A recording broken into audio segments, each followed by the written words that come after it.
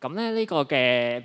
成個嘅演講啦，就會分開3個部分嘅。第一個部分就講關於建築物水安全計劃啦，亦都會講埋一個對應嘅計劃叫大廈優質供水認可計劃、食水管理系統。另外就會最後講翻呢個嘅水安全計劃資助計劃嘅。咁我首先第一步啦，我哋會講下關於咩叫建築物水安全計劃嚟嘅。咁啊，建築物水安全計劃呢個概念咧，就唔係我哋水務署諗出嚟嘅。咁啊，第一次出現咧，就係喺世界衛生組織喺2004年嘅時候，咁啊推出咗一本叫做《飲用水水質標準》嘅第3版嚟嘅。咁啊，首次引入咗呢個建築物水安全計劃嘅概念嚟嘅。咁啊，喺2011年嘅時候咧，亦都推出咗一本叫《建築物水安全》。咁2017年嘅時候啦，就推出咗嘅建築物飲用水水質標準嘅第4版，呢個嘅概念咧，亦都係繼續保存喺裏邊嚟嘅。咁啊，證明到呢個嘅計劃啦，其實都已經係一個一定時間已經推出咗㗎啦。咁啊，希望啦可以各位嘅業主立案法團啦，或者係組織咧，可以確保大廈裏邊自己嘅水質嘅，去保障自己嘅大廈水質嘅。咁呢個計劃咧就分開咗2個部分嚟嘅。咁啊，第一個部分叫風險評估，第二部分叫多重屏障。風險評估係咩意思咧？就係我哋會就住個危害嘅會發生嘅機會率啦，同埋個嚴重嘅風險，去進行一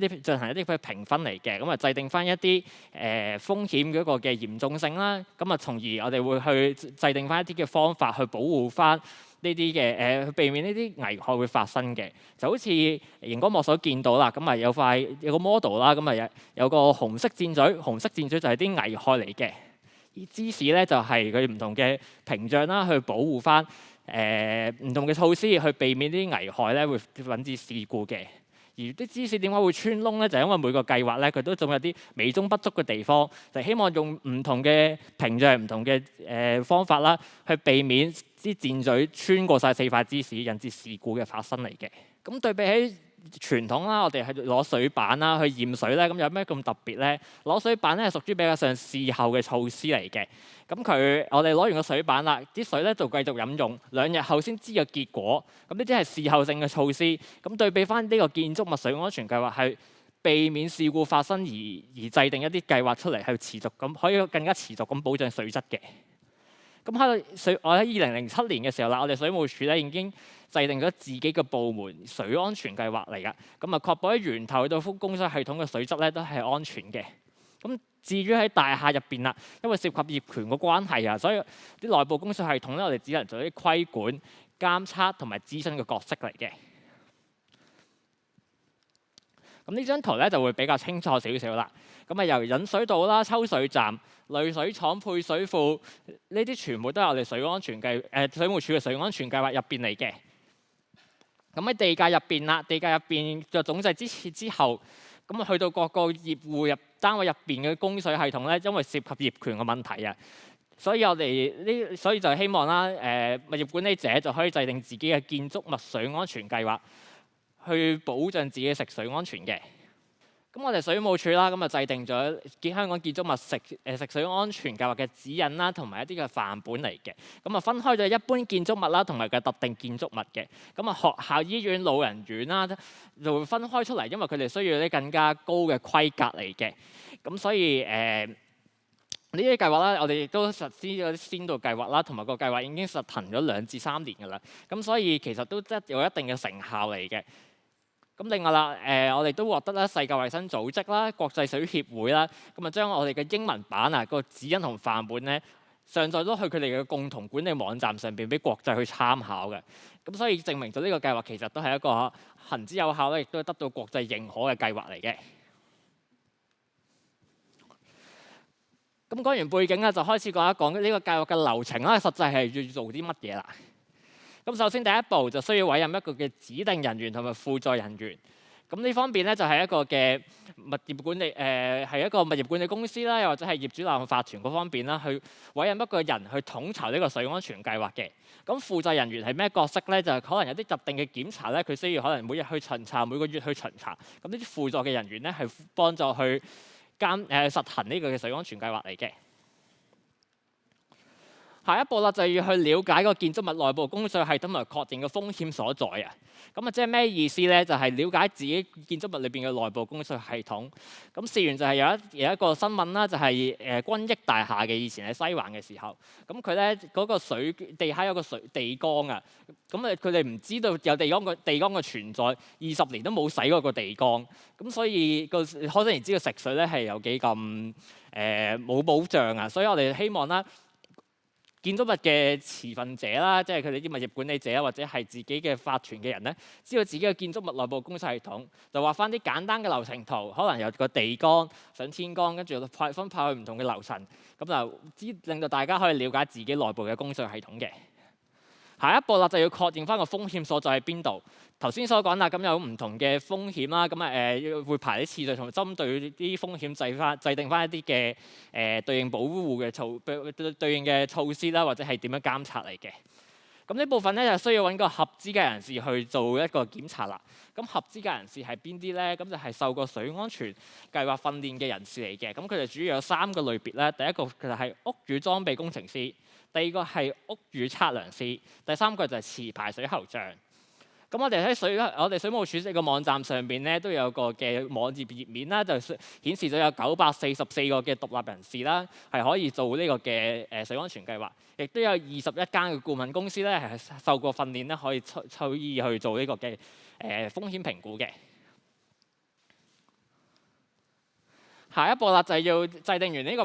嘅計劃之後啦，我哋就要點樣實踐同埋監察翻嗰啲嘅控制措施啦。咁啊頭先有所講咧，有個指定人員啦，咁佢就負責去統籌呢個事件，統籌呢個嘅水安全計劃啦，亦都有啲負責人員去做一啲檢查嘅。咁啊比較上係偏重於物理性嘅檢查。咁係啲乜嘢咧？睇下有冇啲水管嘅滲漏啊，又或者係有冇啲怪聲嘅出現啦，呢啲物理性嘅現象嚟嘅。咁呢個計劃亦都需要去每年啦聘請個合資嘅人士翻嚟做檢查嘅。咁檢查啲乜嘢咧？就係個水泵啲水壓正唔正常啊？呢啲比較上係技術上層面嘅嘢咧，就需要佢哋每一年翻嚟去做一啲檢查啦。下一步就要需要去做一啲審核嘅，咁要睇下呢個計劃咧有冇行之有效嘅。咁暫時記住先得2年一次，咁陣間會解釋點解要2年要做一次呢個審核嘅。同埋有個定期嘅更新都需要去做嘅，咁睇呢個計劃咧有冇啲改變啊，即係例如啲供水系統接駁有冇啲更改啊，又或者係有冇啲風險要更新啦，咁都係2年一次嘅。咁睇一睇咧有啲乜嘢嘅一般嘅風險啦，我哋見到嘅。咁首先喺地下嘅時候個總掣啦，嗰個指回閥啊，有冇啲指回閥喺度防止啲污水咧會倒流翻落我哋水務署嘅供水系統入邊啦？即係當有啲事故發生嘅時候，啲水咧會唔會倒流翻入去我哋水務署嘅供水系統入邊啦？下一步係睇一睇個天台啦。天台咧，我哋平時會見到個水箱啦，個水箱蓋嘅話咧，我哋而家有要求就係一個雙字口嘅水箱蓋嚟嘅，咁2層去保護翻啲雨水啦，唔會進入個水箱入邊嚟嘅。咁除此之外啦，我哋咧都會有啲嘅管道喺度啦，有啲通風嘅管道啊，或者係日流管滿瀉啊嗰啲嘅管嘅。咁我哋建議咧就需要有啲紗網咧去包住佢嘅，咁避免有啲蛇蟲鼠蟻啊經過呢個嘅管道咧進入個食水缸入邊而污染個食水嘅。咁呢啲都係一啲嘅管道啦，可能喺啲大廈外牆附近突出去外牆嗰度嘅，咁呢啲都需要去包翻個紗網嘅。咁去到水缸啊，咁水缸入邊可能有條梯啦，咁擒落去。咁有時啲梯咧點解會有啲時梯會生鏽啊？咁啲生鏽嘅話咧都會污染到個食水嘅。另一幅相入邊會見到啦，有個水箱附近有棵植物喺入邊。植物喺附近嚟嘅，咁植物咧嗰啲根咧都會生埋入去個水箱入邊咧，就會污染埋個食水。咁有啲咩風險咧？就係嗰啲嘅增壓泵啦，又或者係啲減壓閥啦。咁頭先所講啦，平時有啲日常嘅檢查入邊咧，就可以去睇下有冇啲怪聲啊，有冇滲漏啊嗰啲情況啦。咁每一年咧就揾個合資人士翻嚟睇下啲壓正唔正常啦。咁亦都睇下會唔會有啲喉管啦，咁有啲令到你個食水停滯不前啊，咁即係咧可能個水管最底嗰度咧有啲地方咧養住啲水喺度，令到啲食水咧長期都積喺個管底入邊都冇流動嘅，咁呢啲都好容易去滋生嘅細菌嘅。咁咁下一個部分咧，我就會講下關於呢個嘅大廈優質供水認可計劃食水管理系統嘅。咁呢啲海報咧，都喺過去嘅2-3年間裏邊啦，透過嘅電視啦，又或者係 YouTube 啊，又或者係其他嘅渠道咧，我哋都有啲嘅廣告啦，就希望吸引大家去參加呢個嘅計劃嘅。咁最主要呢個計劃咧，就係想大家去實踐呢個嘅建築物水安全計劃啦。咁我哋希望大家去制定呢個計劃啦，咁啊進一步保障食水嘅安全，亦都希望提高業主啦、物業管理人、用戶咧對於內部供水系統嘅意識，同埋對增加自己對大廈入邊嘅食水嘅信心嘅。咁呢個計劃最主要啦，就係給予一個認可嘅計劃啦，俾大家就證明咗大家係有執行到呢個嘅建築物水安全計劃嚟嘅。咁點解我頭先所講話2年要去更新一次啊，做一次審核咧？就係因為呢張證書有效期係2年嚟嘅，咁啊每2年就要續一次期啦。咁啊證書咧就分咗3個嘅級別嚟嘅。新申請嘅時候咧就會係藍證書啦，同埋第一次續期咧都係藍證書嘅。當呢個計劃推行咗4至6年，就會係一張銀證書；6年或以上咧就會係有一張金證書頒發翻俾參與嘅樓宇㗎啦。而下一個部分咧就會講下關於頭先所講嘅水安全計劃嘅資助計劃啦。因為頭先所講我哋啲計劃咧好多都涉及一啲要聘請嘅人士啦、合資格人士翻嚟去做啊，又或者係有啲嘅檢查啊、洗水缸嗰啲嘢都係錢嚟嘅。咁咧呢個計劃咧就希望透過一啲資助，令到大家可以去真係去做呢個計劃，而參與水安全計劃，最後去參加呢個大廈優質供水認可計劃食水管理系統嘅。咁呢個計劃咧，其實喺2020年嘅7月13號咧已經係開始咗㗎啦。咁呢啲海報啦，都會係有啲海報喺度會可能見過啊，或者係有啲電視廣告啦。方力申之前都有做嗰啲嘅廣告嘅。咁其實喺2019年嘅施政報告入邊啊，咁啊政府就宣布咗用4億4千萬啊，咁啊去推行呢個水安全計劃資助計劃嘅，就希望實踐啦呢個計劃。咁呢個計劃啦，咁啊有個參加資格有3大要點嘅。第一個要點咧就係一定要係一個住宅嘅樓宇，又或者佢係一個商住樓宇。咁係咩意思咧？下邊係商鋪，上邊係住宅嘅樓宇。咁亦都係可以係公務員建屋合作社嘅樓宇嚟嘅。咁另外啦，佢就有個要求，就係個樓宇所有住用單位嘅每年平均應課差餉租值就唔可以超過一個定額限額嘅。另外咧，我哋要留意係2017-18年度嘅數據嚟嘅。咁啊，市區包括沙田、葵青、荃灣區咧就係162000蚊，新界區咧就唔包括頭先所講沙田、葵青、荃灣區就124000蚊嘅。咁另外呢個計劃咧亦都係唔包括一啲3層樓高或者以下嘅樓宇啦。因為佢哋嘅供水系統比較簡單啊，由個地下直接去各家各戶嘅樓層啊，呢啲比較簡單嘅樓宇咧，我哋都唔資助佢嘅。咁參加呢個計劃第一步啦，要填個申請表啦。另外就要加翻一個嘅會議記錄，就開大會嘅會議記錄啦，同埋個通知。跟住再加埋個團體證書影印本，即係個業主立案法團啦，或者係業委會嘅註冊證書嘅影印本嚟嘅。咁可以上網填表啊，又或者郵寄或者親身到我哋水務署嘅任何一個客戶諮詢中心都可以去參加㗎。咁業主立案法團、業委會同埋公務員合作社咧，佢所交嘅文件咧係有少少唔一樣嘅。咁申請表啦、會議記錄通知都一樣。咁佢哋需要業主立案法團就需要授權法團嘅2名管理委員，又或者係嗰個嘅經理人去做申請嘅，即係個物業管理公司係或者嚟嘅。咁而業委會咧係需要授權2名委員，同埋如果按住呢個建築物管理條例第344章請嘅物業管理公司，咁佢哋都需要一併做埋一個嘅申請人代表嚟嘅。而公務員建屋合作社咧就需要委任1名嘅理事咧作為一個申請嘅代表去做一個嘅遞交文件嘅。咁另外啦，呢個嘅計劃啦係以每一棟嘅作為單位去計算嘅，即係例如一個屋苑有14棟，咁啊其實就可以遞交14份申請㗎啦。咁啊最新嘅安排啦，就因為都了解到咧有疫情嘅關係啦，咁就未必可以開到呢個嘅大會嘅。咁我哋咧可以接受咧申請人交咗個申請表先，跟住先再補交翻個會議記錄啦，同埋個會議大會嘅通知嘅。咁另外啦，你嗰個途徑可以去取代你個大會嘅通知同記錄咧，就係申請人啦，要喺個管委會入邊嘅通過咗先啦。另外啦，就需要啲獲得半數嘅業主書面嘅贊成嘅。咁啊，例如啦，可以做問卷，可以去做去取代呢個開大會嘅。咁啊，需要留意嘅就係唔需要業權嘅超過一半數，就唔係咁問卷接收翻嚟嘅一半數。咁完成晒申請啦，跟住咧，我哋水務署就會發出一個嘅原則上批准通知書俾大家啦。跟住收到份原則上批准通知書咧，先至可以去做呢個嘅建築物水安全計劃嘅。佢包括去做一啲招標啊，去啲聘請呢個合資格人士去做呢個水安全計劃同埋個風險評估嚟嘅。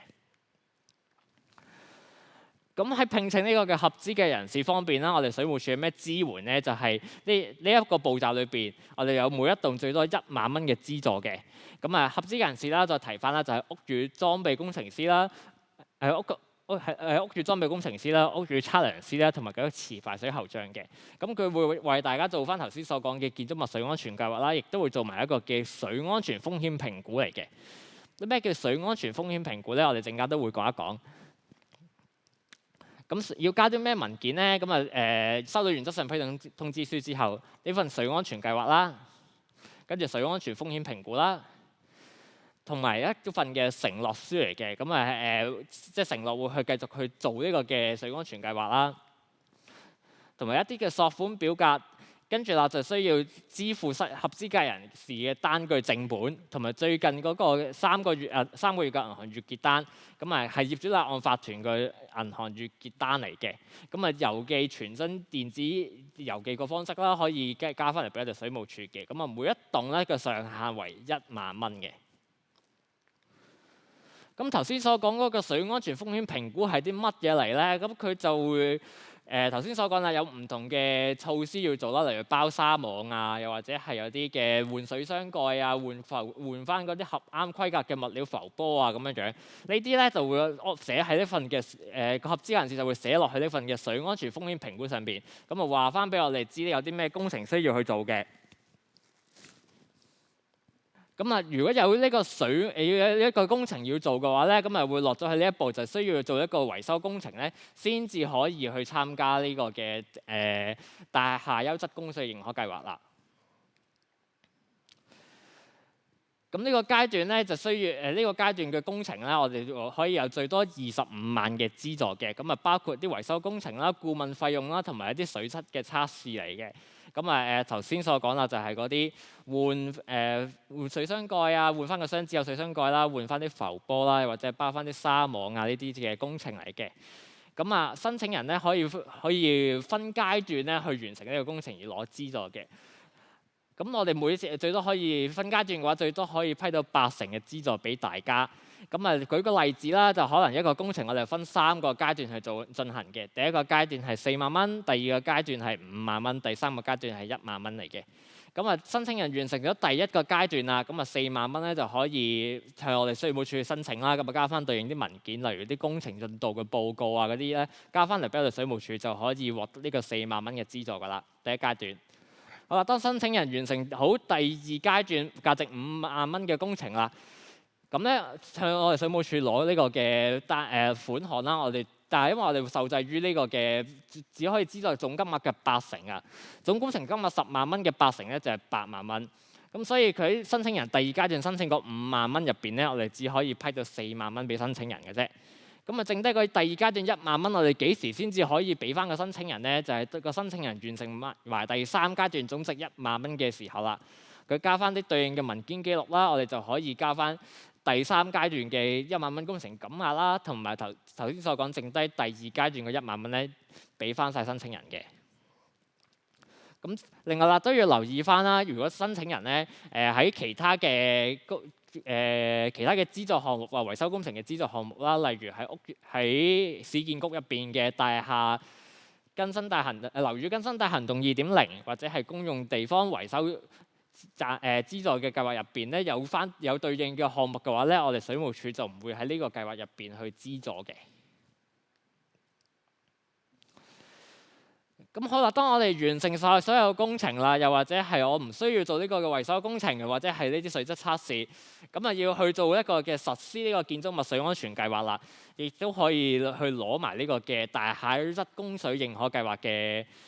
證書。咁我哋就需要去做一啲嘅定期保養啦，包括呢個清洗水箱啊，又或者係揾個合資格人士為內部供水系統咧做一啲特定嘅檢查嘅。咁啊每年一次啦，同埋有一個獨立人士咁啊去做一個審核嘅。咁啊頭先所講啦，每2年都要做審核一次嘅。咁審核呢一個部分咧，我哋都可以有資助俾大家嘅。咁啊獨立人士咧，其實佢就係一個冇參與過呢個嘅水安全計劃入邊嘅人士咧，都可以去做呢個嘅審核嘅。咁喺呢個方面啦，我哋會有啲咩嘅支援咧？當我哋攞到真正大廈優質供水認可計劃嘅證書啦，咁啊頭2年即係首輪啦，就包括定期保養啦、清洗水箱啊、聘請合資格人士去做特別檢查咧，都會有32,500蚊嘅津貼嚟嘅。跟住啦，我哋完成咗第一次續期之後，就會做次輪啦，即係第3、第4年啦，就會有合共最多1萬蚊嘅資助嘅。而頭先所講啦，按照計劃所講嘅聘請個獨立人士啦，去進行呢個審核啦，或者係檢視呢個計劃嘅話咧，第1年我哋都會有最多5000蚊嘅資助嘅，而第2年咧我哋會有2500蚊嘅資助，咁啊合共呢個總共係6萬蚊嘅資助。咁我哋其實對獨立人士就頭先所講啦，冇一個好特定嘅要求佢要佢學歷嘅要求嘅，咁所以其實都可以揾翻自己團隊入邊啦，只要佢冇上名嘅人士，咁我哋水務署上邊個網站上邊咧都會有啲嘅表格啦，咁啊有29項。剔翻咧有冇實行，你有冇實踐到呢個計劃嘅話咧，都可以，我哋水務署都接受嘅。咁所以呢個嘅部分咧就可以供大家去選擇，究竟有冇呢個需要去聘請一個獨立嘅人士，即係外判第三者啦，去做一個嘅審核嘅。咁我哋申請嘅方法啦，咁啊有網上面嘅申請嘅方法，網上申請啦，我哋有個專頁啦，去俾大家去做網上申請嘅。另外個申請表啦，同埋嗰個嘅申請須知咧，亦都可以喺我哋嘅水務署網站上邊下載啦，同埋各區嘅水務署嘅客戶服務中心入邊咧，都可以客戶諮詢中心入邊咧，都可以攞到呢個嘅申請須知同埋表格嘅，亦都可以喺唔同嘅民政諮詢中心啦，同埋喺市建局喺大角咀福全街個一站通啦，同埋長沙灣嘅樓宇復修辦事處入邊咧，都可以攞到呢個嘅申請須知同埋個申請表格嘅。咁啊計劃咧，暫時咧我哋係以先到先得嘅形式去進行嘅。咁暫時我哋收到嘅申請咧都有251宗，涉及大概700個樓宇嘅。咁暫時都仲有位可以俾大家參加，咁所以呢方面就唔需要太擔心住先嘅。咁都識個參加嗰個日期啦，我哋咧就會睇翻啦。如果相同嘅話咧，就會睇就會以抽籤嘅形式咧去排序嘅。